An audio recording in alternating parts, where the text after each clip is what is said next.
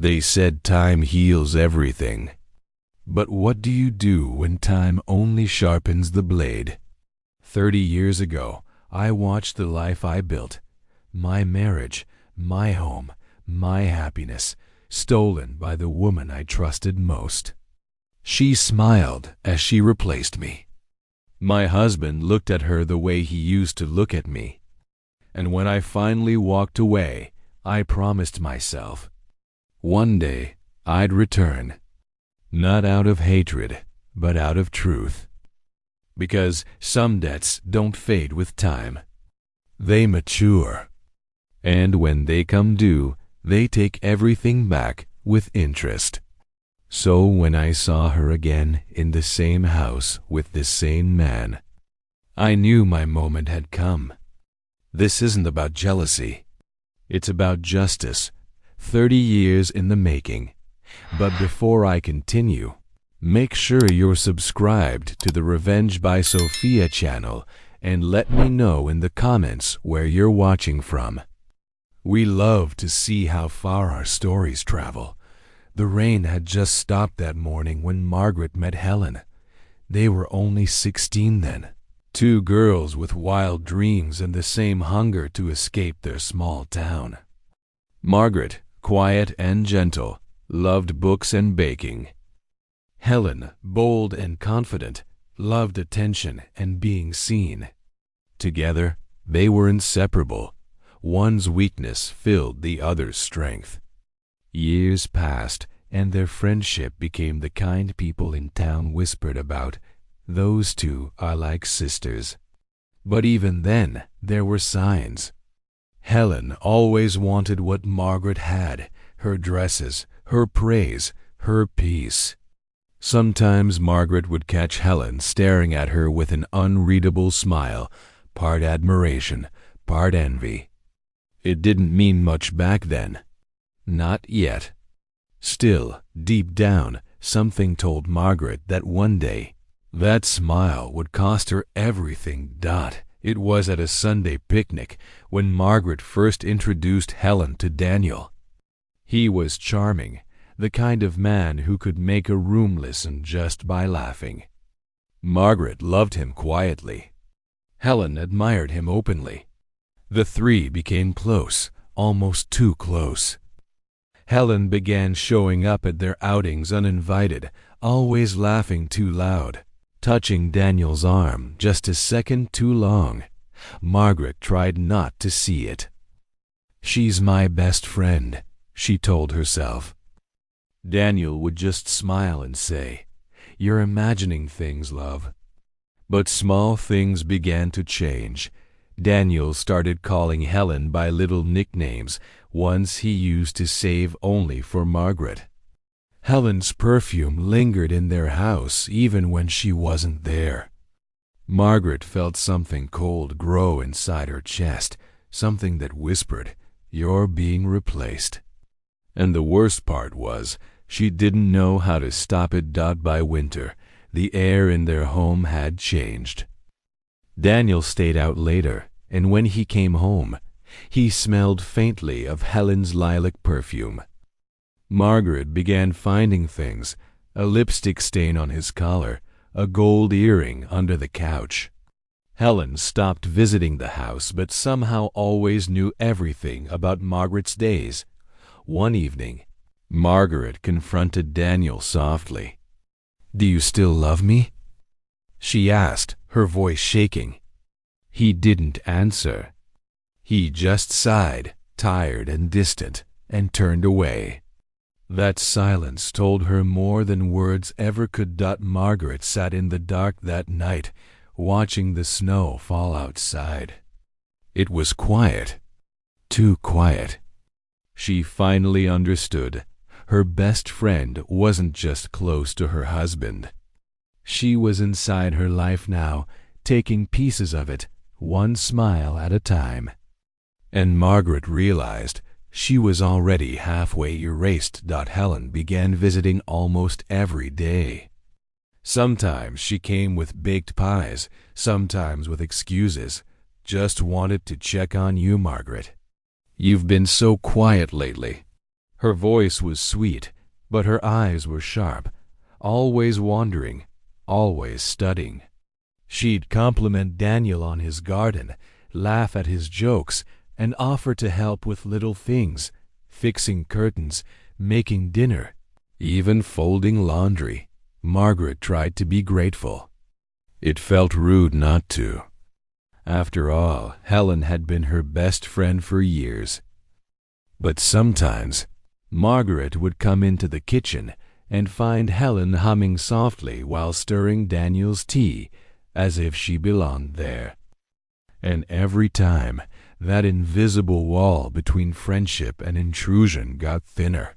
One night, Margaret overheard Helen laughing in the living room with Daniel, the same laugh she used when they were young and free.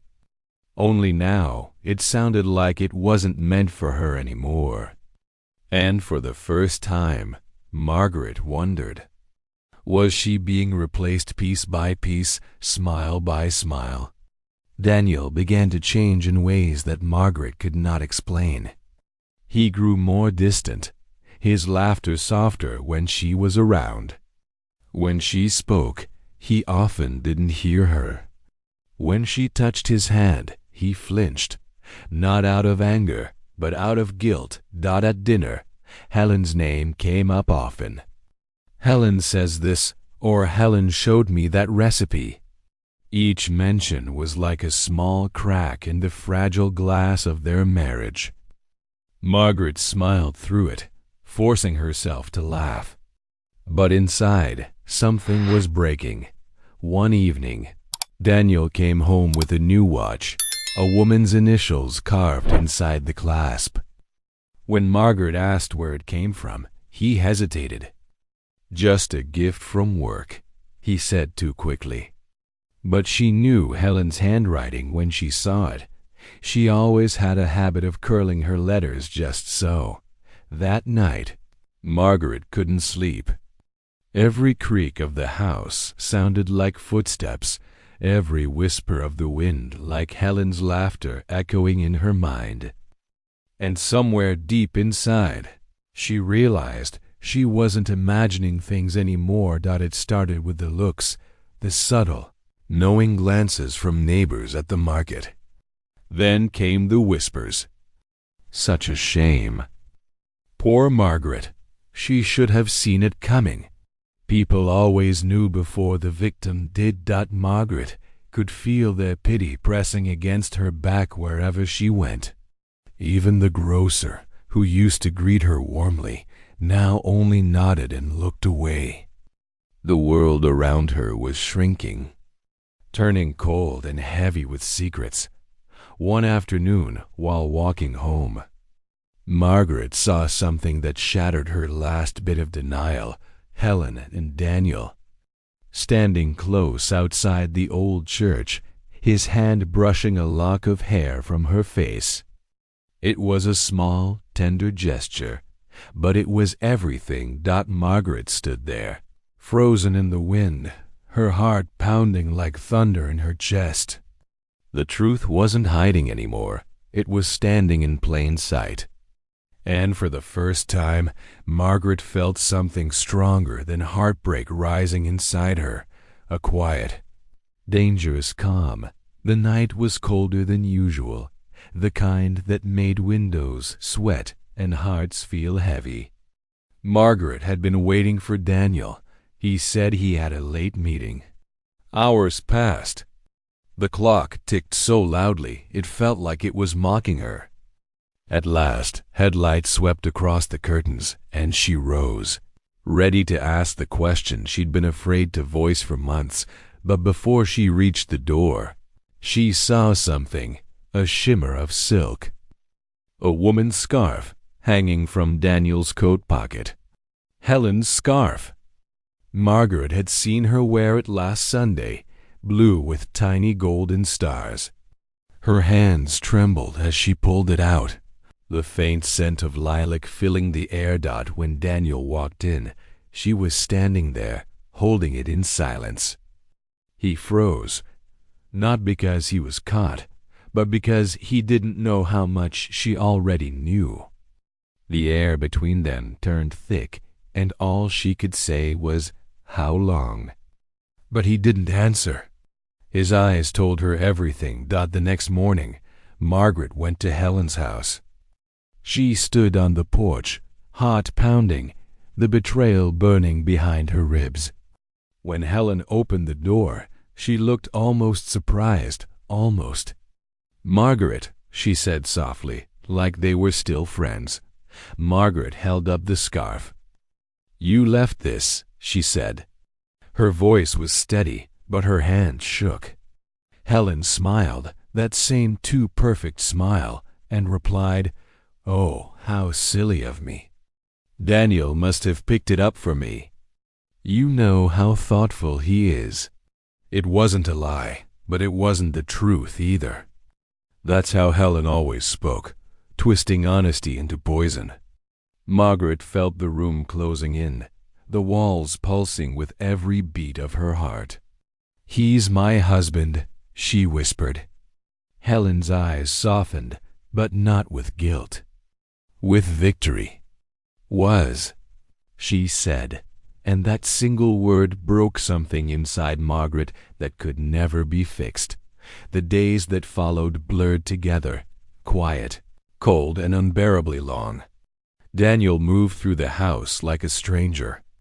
Margaret stopped trying to talk. Every time she looked at him, she saw Helen's shadow in his eyes. The home she once filled with laughter now echoed only with silence and ghosts. One morning, she packed a single suitcase. No note, no goodbye. Just her wedding ring left on the kitchen table, a small, shining symbol of everything she lost. When she stepped outside, the air smelled like rain and lilac. She looked back at the house, her house, one last time and whispered, "You can have him." The sound of the door closing behind her was sharp, final, and absolute. The kind of sound that marks the end of one life and the quiet beginning of another. But what she didn't know then was that silence, her silence, would become the loudest weapon of all. Margaret left town before sunrise. The sky was still gray, half asleep, the roads empty except for the hum of her car tires rolling over wet asphalt. She didn't cry. She didn't scream. The pain had burned itself out. What was left was silence. She drove until the familiar hills disappeared, until even the radio lost signal. For weeks, she lived in a small, nameless motel by the highway. The wallpaper peeled in corners, the faucet dripped at night, and the bed smelled faintly of rust and old perfume.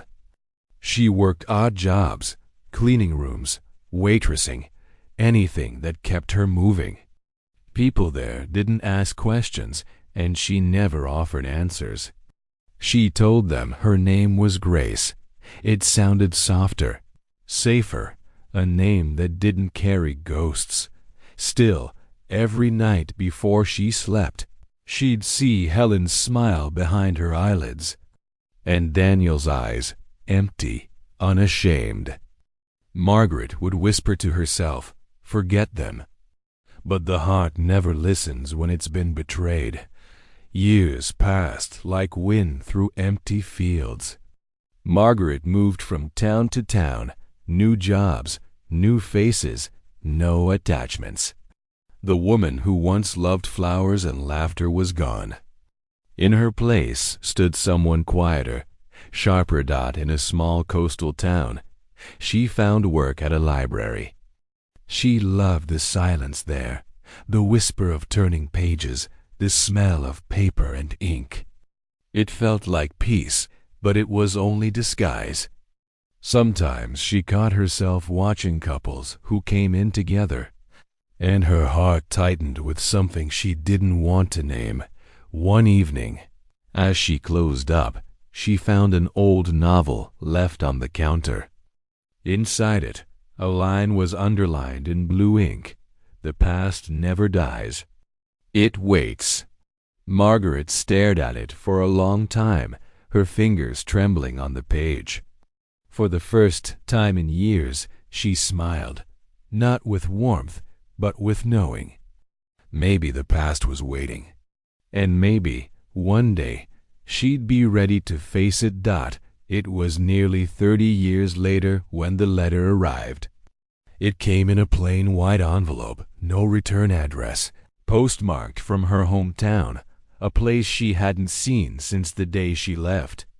Margaret hesitated before opening it, her heart pounding like it used to when Daniel came home late. Inside, written in a shaky, unfamiliar hand, were just a few words. "Helen isn't well. You should come back."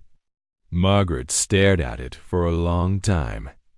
The paper trembled in her hands, but her mind was suddenly sharp, awake in a way it hadn't been for years. She didn't know who sent it. She didn't know what awaited her. But deep down, she felt something old stirring. Not pain, not sorrow, but a quiet hunger for balance. The next morning, Margaret packed her bags again.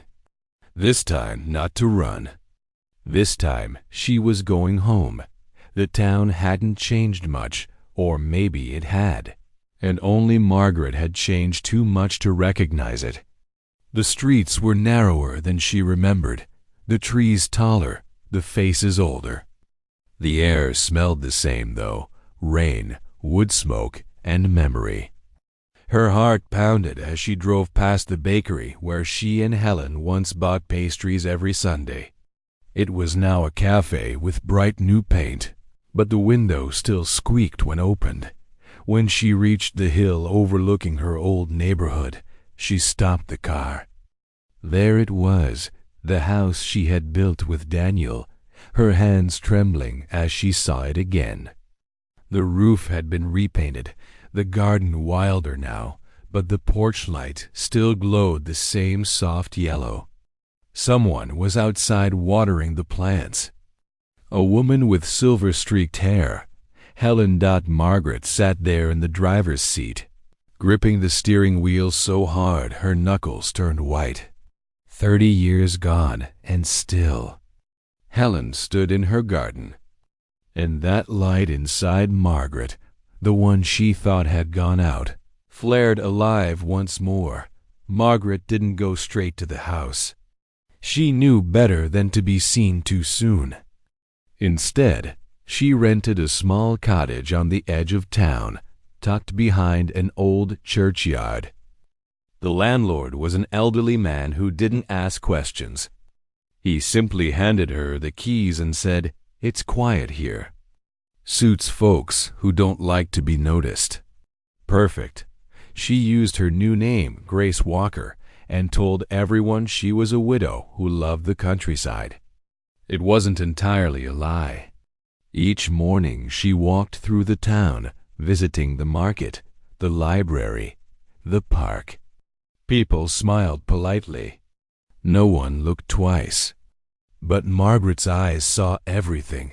Daniel's car still parked outside the same house.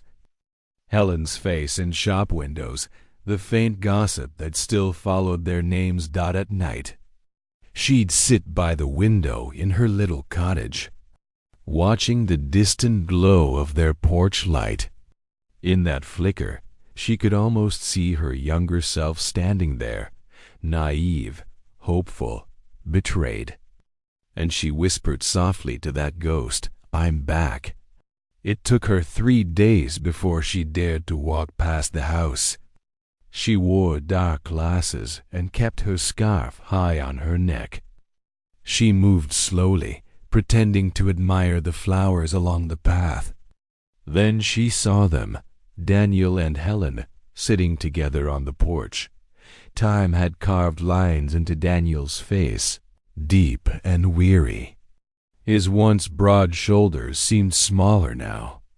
Helen, though, still carried herself like a queen. But her beauty had hardened into something brittle, like glass that might crack if touched. Margaret stood at a distance, unseen, watching the man who once called her love. He was reading a newspaper. Helen was on the phone, her voice sharp, impatient. There was no warmth between them, only habit. And in that moment, Margaret felt something she hadn't expected, not just anger, but satisfaction. They hadn't won. They had just survived. She turned away quietly, her pulse steady, her mind clear. Tomorrow, she told herself, the game would begin. Margaret became a shadow. Every morning, she took her walks at the same time, always passing the house at 8:15. When Helen left for her errands and Daniel sat outside with his coffee, she learned their routines without effort, as if her body still remembered them from the old days. From across the street, she would watch Helen's reflection in the windows, always on the phone, always talking fast, her expression tense. Daniel looked tired, like a man whose regrets had finally grown heavier than his pride. Sometimes at night, Margaret parked her car just down the hill, watching the faint golden light flicker behind the curtains. She told herself it was curiosity, but it wasn't. It was hunger, the quiet ache of someone who wanted to understand why it all happened. One night, she saw Daniel standing at the window, staring into the darkness. For a heartbeat, she thought he saw her.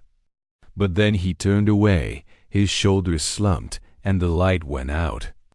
Margaret sat there a moment longer and whispered into the still air, "Do you ever think of me?" As the days passed, the picture of their lives grew clearer and darker. Helen wasn't just nervous. She was hiding something. Margaret noticed the way Helen flinched when the mail arrived, how she locked her office door whenever Daniel was home. Once, she even saw Helen drive away late at night, alone, heading toward the old industrial road, a place no one visited anymore. Margaret followed her one evening, careful and silent. The road led to a dim warehouse by the docks. Helen met someone there, a man in a gray suit. They argued. Margaret couldn't hear the words, but she could see Helen's face, pale, desperate, cornered. Then Helen handed the man a small envelope, her hands shaking. Margaret watched until the car lights faded into the distance. The woman who had once stolen everything from her was now afraid. And for the first time in 30 years, Margaret felt something new, power. She didn't know what secret Helen was keeping, but she would. A week later, Margaret found her first clue. At the local library, she looked through old newspapers, small-town gossip columns, charity events, community dinners. There, in an article from 8 years ago, she found a photograph that froze her blood. It showed Helen standing beside Daniel at a fundraiser, smiling, but next to them stood a young woman, their daughter, Anna. The girl looked so much like Margaret in her youth that it made her breath catch. The same soft eyes, the same half-smile. Margaret's hands trembled as she traced the photo. A single thought pierced through her heart. Had she raised a daughter with my face? That night, Margaret sat alone by her window again, the pictures spread before her. The storm outside rattled the glass, thunder rolling like a heartbeat. She whispered, "You took my life," and tried to wear it. But she wasn't angry anymore. She was calculating. And she knew, secrets like Helen's never stay buried for long. It started small, the kind of things that only someone paying attention would notice. Daniel began walking slower, holding his chest more often, sitting longer on the porch before standing up. The years had caught him. But what Margaret saw wasn't just age, it was exhaustion. the kind that comes from a life built on regret. Helen didn't notice, or maybe she didn't care. She was too busy covering her own cracks. Her once bright laughter had turned sharp, and her smiles never reached her eyes anymore. She kept papers hidden in drawers, tore up letters before Daniel saw them. Even from a distance, Margaret could see the tension between them in the stiff movements. The quiet dinners, the way Helen flinched when Daniel spoke her name. One afternoon, Margaret saw Daniel sitting alone on a park bench, staring at the pond. His hands were trembling. He looked lost. And though she told herself to keep walking, she didn't. She stopped. Somewhere inside, the woman he once broke was still human enough to feel pity. The next day, Margaret made her move. She accidentally ran into Daniel at the pharmacy. He didn't recognize her. Age had reshaped her face, softened her voice. "Oh, I'm sorry," she said kindly, helping him pick up the bottle he dropped. He smiled faintly, polite and weary. His wedding ring looked loose on his finger. They spoke for a few minutes, nothing deep. Just two strangers exchanging small comforts about aging, medicine, and the cold weather. But as she left, Daniel looked after her with a strange expression, as if some old memory had brushed past him and vanished. That night, from her window, Margaret saw them through the curtains. Helen was arguing with him again. Daniel raised his voice for the first time in years. Helen slammed the door and stormed out into the night. Margaret watched the car's taillights disappear into the darkness, her lips curling into something between satisfaction and sadness. The cracks weren't just showing now. They were spreading. A few days later, Margaret overheard something at the market, two women whispering by the produce aisle. "Did you hear? The Crawfords might lose their house. Apparently, Helen's been taking money from Daniel's company." The words hit Margaret like a spark in dry grass. She pretended not to listen, but her heart was racing.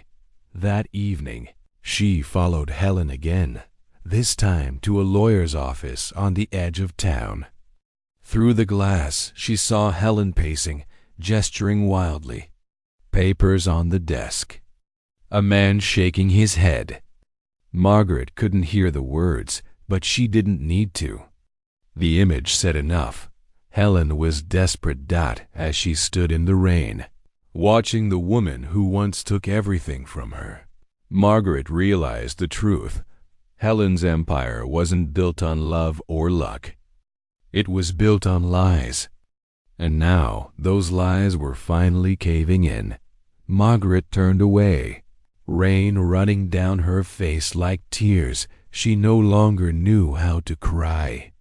She whispered to herself, "It's starting." Margaret had learned patience. 30 years had trained her well. She began to gather pieces the way Helen once gathered her secrets. Every morning walk, every overheard word, every loose thread. It was a puzzle only she could see. One evening, she visited the small-town library where she once worked decades ago. The building had changed, fresh paint, new faces, but the archives still smelled of dust and memory. She searched old business records, local news, property sales. That's when she found it, a company transfer dated years after she'd left. Daniel's firm, the one she helped him build, was now under Helen's name. Not as wife, but as owner. Margaret's eyes moved down the page. Transactions, withdrawals, silent losses. It wasn't Daniel's money Helen was losing now, it was hers. The home, the savings, the company. Everything Margaret once built had been slowly stolen, repainted. and destroyed under another name. The realization hit her like a quiet explosion. Helen hadn't just taken her husband. She'd taken her identity. Margaret knew she needed proof, something solid, something that could burn through the lies. She went to the lawyer's office after hours, blending with the evening crowd, her scarf pulled high. The receptionist had left, but the glass door was still open. Inside, the office was dim, the air heavy with old paper and the faint scent of cologne. On the desk, a folder lay half open. Margaret's eyes scanned the top page, a statement with Helen's signature. The words blurred for a moment as she realized what it was: forged documents, loans taken under Daniel's name. His savings drained to cover Helen's debts. Margaret snapped photos with her phone, her hands trembling slightly. For the first time in 30 years, she felt her power return, not from vengeance, but from truth. As she turned to leave, a shadow moved in the hallway. The lawyer. She ducked behind a file cabinet, heart hammering, listening as his footsteps came closer. Then faded. She slipped out into the night, clutching her phone to her chest, rain pouring down. The secrets she carried now could ruin Helen's entire world. Back in her small cottage, Margaret printed the photos and spread them across the table. Each page glared under the lamplight, evidence of greed, deception, and a lifetime of stolen things. She traced Helen's name with her finger, slow and deliberate. For years, she had imagined this moment: revenge, confrontation, maybe even forgiveness. But now it felt colder than she expected. The truth didn't heal. It sharpened. She sat in silence, listening to the rain against the windows, and whispered, "Now I know what you really are."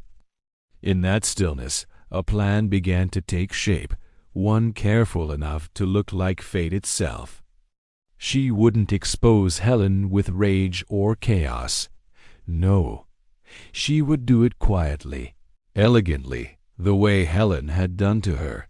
Margaret folded the papers into a neat pile, turned off the lamp, and stood in the darkness.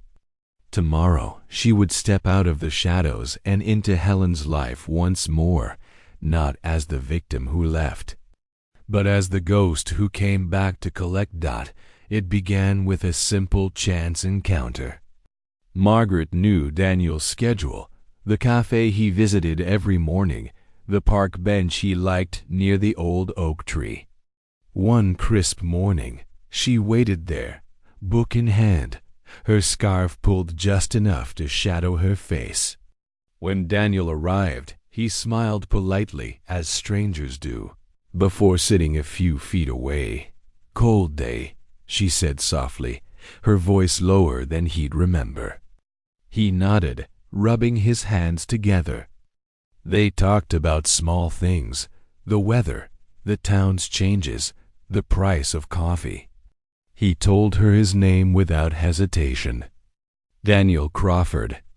She smiled faintly. "Grace Walker," she replied. By the time they parted, she had planted the first seed.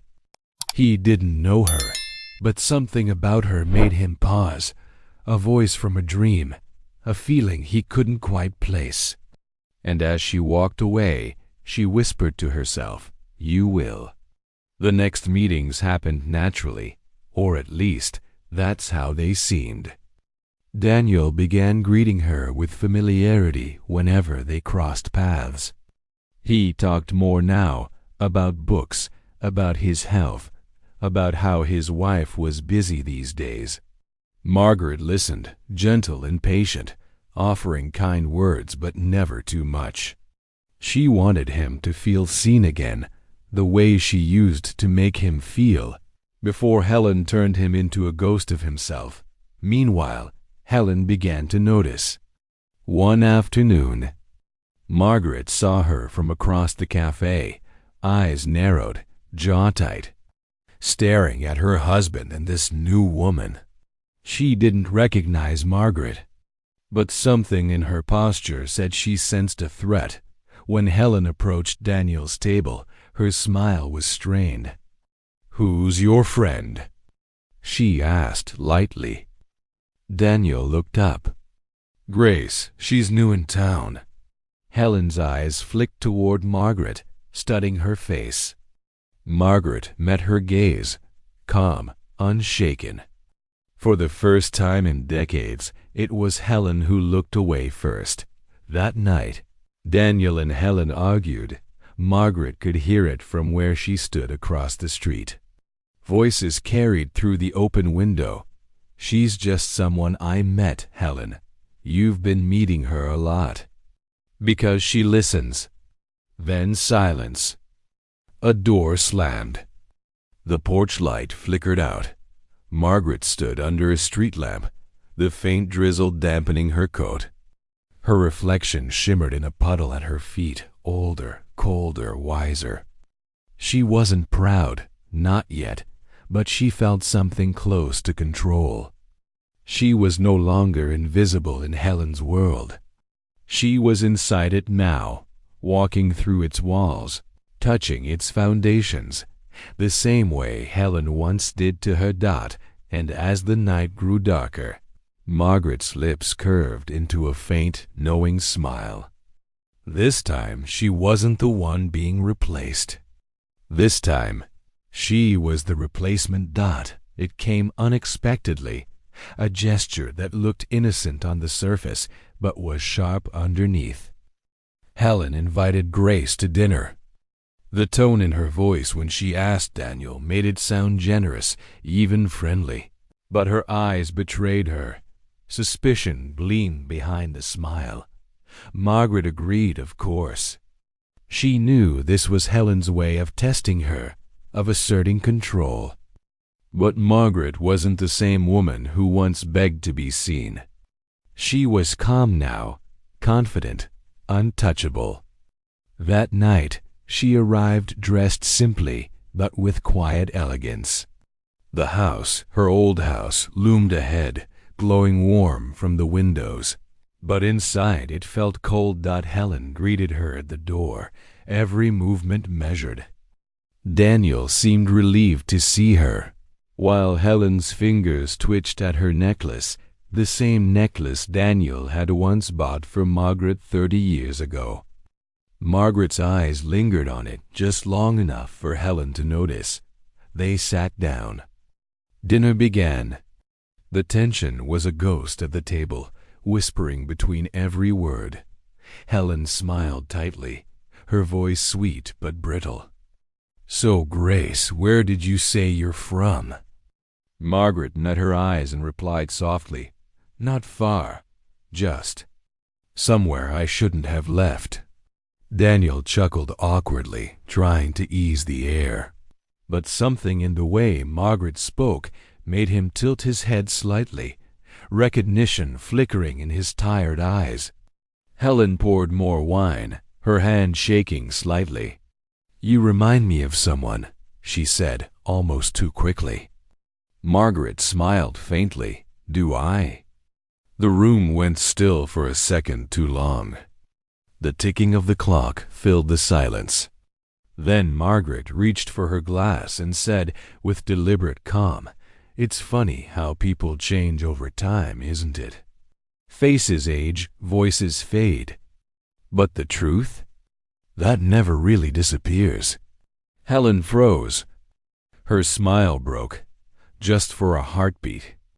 Daniel looked between them, confused, uneasy. And in that split second, Margaret knew she'd planted the next seed, not of doubt, but of fear. After dinner, Helen followed Margaret to the porch. The night was cool and silent, the moon caught between clouds. "I know you," Helen hissed, her voice trembling. "I don't know how, but I know you." Margaret turned to face her, the porch light glinting in her eyes. Then you remember what you took from me. Helen's breath caught. Margaret? The name fell from her lips like a curse. For a moment, the two women just stood there, 30 years of rage, envy, and guilt hanging between them like a blade. Margaret didn't speak. She didn't need to. The look in her eyes said everything. Helen's face drained of color. You shouldn't have come back. Margaret leaned closer, her voice low, almost a whisper. You shouldn't have thought I'd stay gone. She turned and walked into the darkness, leaving Helen frozen in her doorway, trembling. Behind her, the lights in the house flickered as if the past itself had returned to haunt it. The morning after that fateful dinner. Helen woke to silence. No sound of Daniel in the kitchen, no clatter of coffee cups. The air in the house felt heavy, almost foreign. When she walked downstairs, she found Daniel sitting at the table, his hands clasped, eyes distant. He didn't even look up when she spoke. Daniel? He finally lifted his head, his voice hoarse. That woman. Grace, why did she call you Helen before she left? Helen froze, her breath catching mid-step. She forced a laugh that cracked halfway through. You must have misheard her. She said. No, Daniel interrupted, voice low, certain. She said your name like she's known you all her life. Helen turned away, pretending to tidy the counter, but her hands shook. The lie clung to her throat. For the first time, Daniel didn't seem to believe her, and that terrified her more than anything. That night, Helen couldn't sleep. Every creak of the house made her flinch. When she looked in the mirror, she barely recognized the woman staring back, makeup smudged, eyes hollow, skin pale with worry. Behind her reflection, for a split second, she thought she saw another face, a flicker of Margaret's eyes, calm, haunting, unblinking. She turned sharply, but the room was empty. Only shadows. Only silence. Desperate for control, she went through the old photo boxes she'd hidden years ago. Inside one, she found a picture, a faded snapshot from a summer picnic. Daniel, laughing, his arm around Margaret. Helen's nails dug into the paper until it tore. Then, beneath that photo, she saw another, a recent one. It was Margaret. Printed, fresh, from Daniel's office printer. The room spun. She dropped the photos, backing away. How long had Margaret been near them? How long had Daniel known? Her mind whispered the only word that fit the moment, back. She's back. The next evening, Helen stormed into Daniel's study, the photos clutched in her trembling hand. You knew. She shouted. You knew who she was. Daniel looked up, startled, then shook his head. Helen, I didn't. I swear I didn't. Then why do you have her picture? Why, Daniel? Her voice cracked. He didn't answer. He didn't have to. The silence was loud enough. Helen threw the photo across the room. It fluttered to the floor like a ghost returning to where it belonged. She's trying to ruin us, Helen hissed, pacing. You don't understand. She wants to destroy everything we've built. Daniel's eyes darkened. Maybe it wasn't yours to build. Helen's knees went weak. For a moment, she thought she might faint. Daniel stood, leaving the room without another word. She fell to the floor beside the torn photo, her pulse racing, her breaths shallow. Outside, through the open window, a shadow lingered across the street. Margaret, silent, watching. Her face calm, her eyes cold. She didn't need to lift a hand. Helen was doing her work for her. Rumors spread like wildfire, soft at first, then roaring. Margaret hadn't started them directly. She didn't have to. The town was small, and secrets were like seeds. They grew fast in the soil of curiosity. A whisper here, a suggestion there. A quiet question in the cafe. Did you hear Helen Crawford might have taken money from her husband's business? Within days, Helen's perfect image began to fray. Her friends stopped calling. The charity she chaired postponed meetings until further notice. Even her smile at the grocery store couldn't hide the panic behind her eyes. Everywhere she went, people looked just a little too long, with pity, with judgment, with the thrill of gossip. From across the street, Margaret watched it all unfold. She didn't smile. She didn't gloat. She just whispered to herself, "Justice doesn't always scream. Sometimes it whispers." Daniel's company, once their shared dream, began to shake under the weight of exposure. The forged papers Margaret had discovered found their way, anonymously, to the authorities. An investigation opened quietly. Helen's name was mentioned. Daniel's signature questioned. One morning, Daniel received a letter, official, stamped, and heavy with consequence. Helen tried to grab it, but he pushed her hand away. "What did you do, Helen?" he asked, voice rough, defeated. She tried to defend herself, words spilling out too fast, too desperate. "It was for us. For the house, the company. For you," he interrupted coldly. "Always for you." He left the room, the door slamming so hard the picture frames shook. Helen sank to the floor, the letter crumpled in her fist. The sound of her sobs swallowed by the ticking clock. Across town, Margaret sat at her kitchen table, reading the same news online, Daniel Crawford's company under financial review. She placed her cup of tea down slowly, her reflection faint in the window glass. The pieces were falling exactly where she wanted them. Helen couldn't take it anymore. She showed up at Margaret's cottage late one night, headlights cutting through the fog, her coat drenched from the rain. She didn't knock at first. She stood outside, trembling, trying to gather the courage to face the ghost she had created. When she finally did knock, the sound echoed like thunder in the quiet. Margaret opened the door, calm, unsurprised. "I was wondering when you'd come." Helen stepped inside, shaking. "You've ruined me," she spat. Margaret tilted her head slightly. "No, you did that yourself." Helen's voice cracked. "What do you want from me?" Margaret's eyes softened, almost pitying. "Nothing that wasn't mine already." For a long moment, neither spoke. Rain drummed on the roof. The silence felt like judgment. Finally, Margaret whispered, "You took my life, Helen. I just came to take it back." Helen's shoulders dropped, her fury dissolving into exhaustion. "You've won." Margaret shook her head slowly. "No, I didn't play to win. I played to remember who I was before you took her away."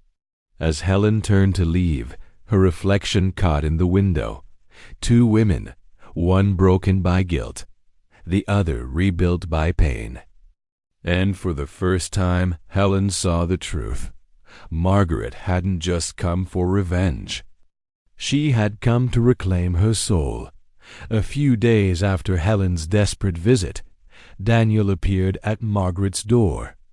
He looked smaller now, shoulders stooped, eyes dim, a man hollowed out by years of pretending not to know what he had lost. For a long moment, they just stared at each other. Neither spoke. The silence between them was heavy, filled with everything they'd never said. "I thought you were dead," he said finally, voice barely more than a whisper. Margaret's lips curved into something that wasn't quite a smile. "In some ways I was." He hesitated on the threshold, uncertain whether he was welcome. Margaret stepped aside wordlessly, letting him in. The cottage was warm and simple, nothing like the grand house he shared with Helen. He sat down slowly, his hands trembling. "I don't even know where to start," he murmured. "You don't have to," she replied. "I already know." For a long time they sat together in silence. The years between them didn't vanish. They just settled into the room like old ghosts. Watching quietly, Daniel finally spoke, haltingly, painfully, about what happened after Margaret left. He told her about Helen's manipulation, the guilt he carried, how he'd believed the lies she fed him. "I thought you'd moved on," he confessed. "Helen said you wanted a new life.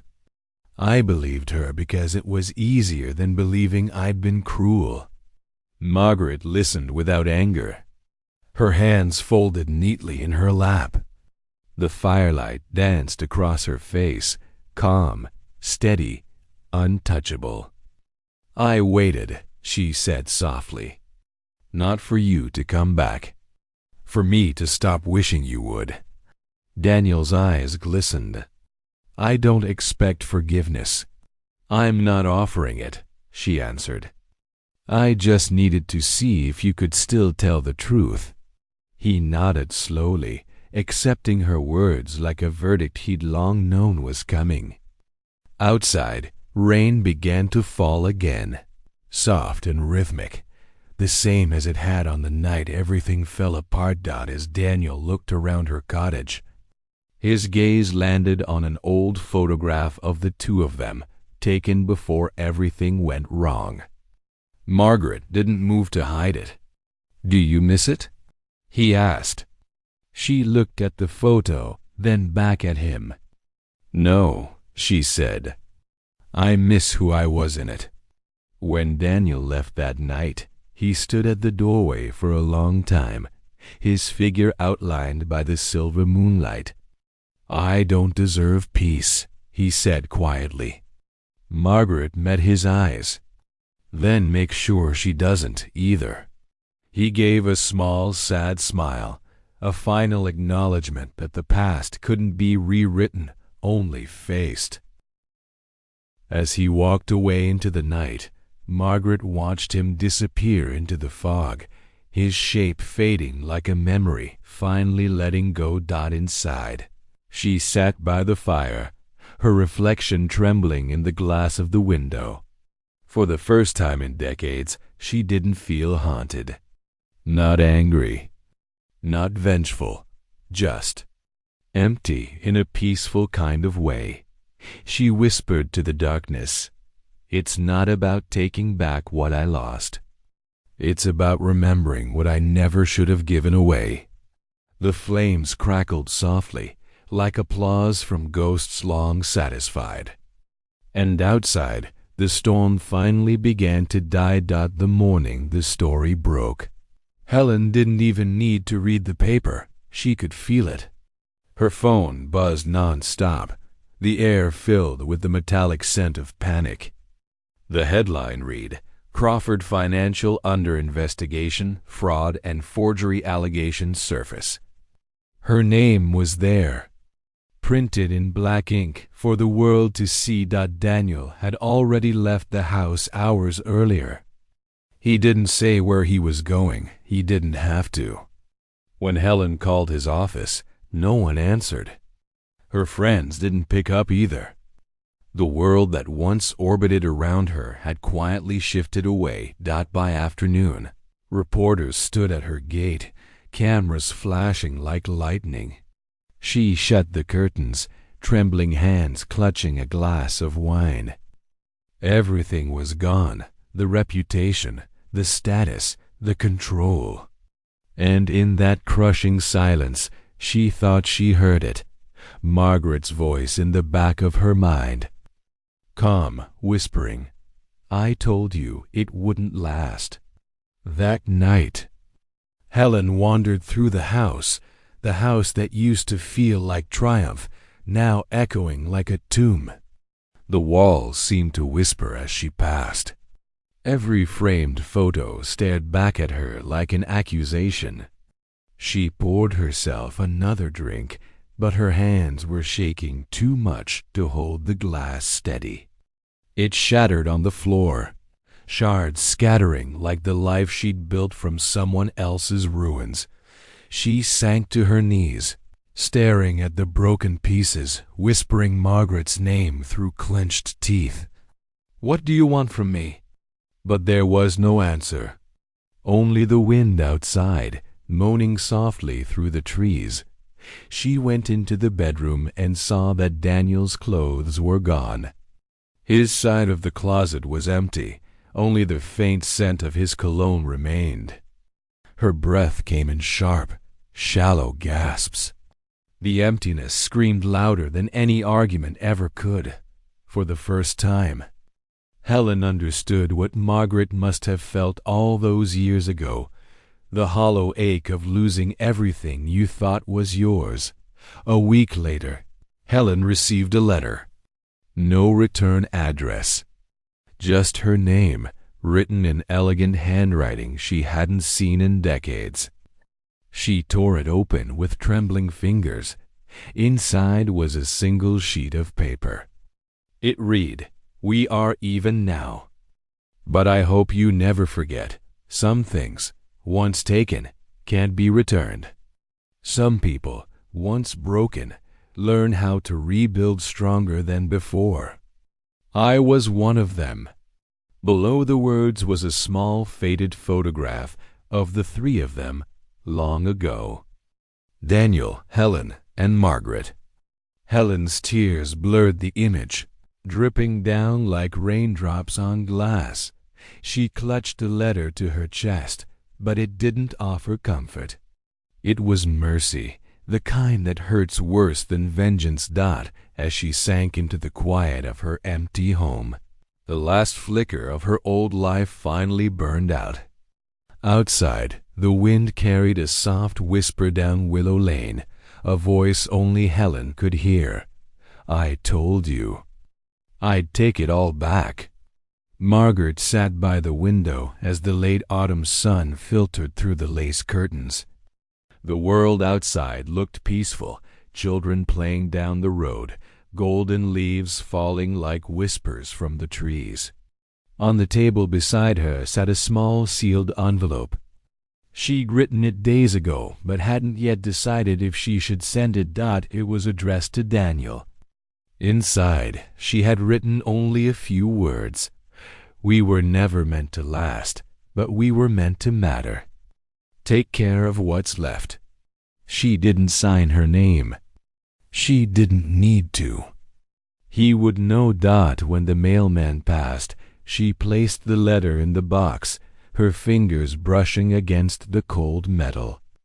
As the sound of his footsteps faded, a strange calm settled over her. For the first time in 30 years, Margaret felt like she had finally said goodbye, not to Daniel, not even to Helen, but to the woman she used to be.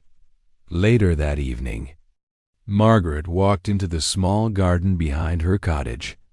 It was quiet there. The air smelled of lavender and rain-soaked soil. She knelt by a patch of white roses she had planted years ago, their petals slightly wilted by the cold. Each bloom reminded her of something lost, a dream, a moment, a part of herself. She whispered softly to them, as if speaking to old friends. You were all I had when everything else was gone. In the distance, thunder rumbled, but she didn't move. She closed her eyes, breathing deeply. The rain began to fall, light at first, then steady, washing away the dirt on her hands. It felt like forgiveness. Not for Helen, not for Daniel. For herself, The storm passed quickly, leaving the garden glistening. The white roses shimmered under the last light of dusk, and Margaret thought, for the first time, that maybe endings could be beautiful too. A few days later, Margaret walked through the town square, the same place where people once whispered about her all those years ago. Now they barely recognized her. Just another quiet woman with kind eyes and silver hair. She passed the cafe where Daniel used to sit and saw him there again, alone, sipping coffee and staring at the rain. He didn't see her, or maybe he did and chose not to. Either way, she smiled faintly and kept walking.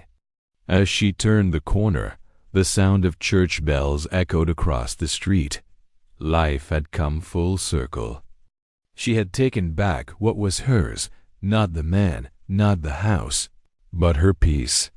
Margaret paused beneath an old oak tree, looking up at the branches swaying against the fading light. And with a soft, steady breath, she whispered, "It's done." The leaves stirred gently, as if the world itself exhaled with her. The woman who had once been erased now walked away from the past, not as a ghost, but as someone finally alive again. They say revenge is a fire. It burns bright, it warms, but it always consumes. I thought taking back what she stole would heal me. But standing there, surrounded by everything I'd lost, I realized the past doesn't belong to anyone. It's just a shadow we keep chasing until it swallows us whole. Helen took my place once. Then I took hers. And in the end, neither of us truly won. We only traded ghosts. Justice may come, but peace is something you have to build yourself.